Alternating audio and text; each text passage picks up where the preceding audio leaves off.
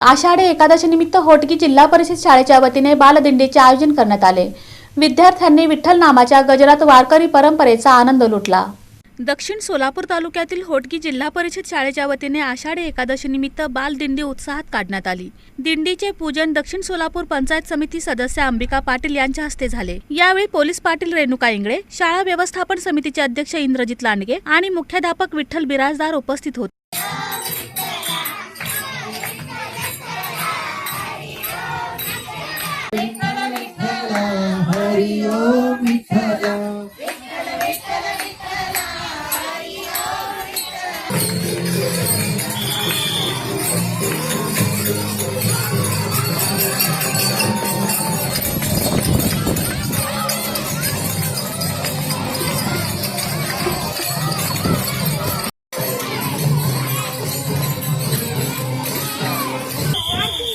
संपूर्ण महाराष्ट्राचं आराध्य दैवत पंढरपूरच्या पांडुरंगाच्या दर्शनाची आस लागलेले संपूर्ण महाराष्ट्र या आषाढी वारीच्या निमित्तानं पंढरपूरकडे जात आहे।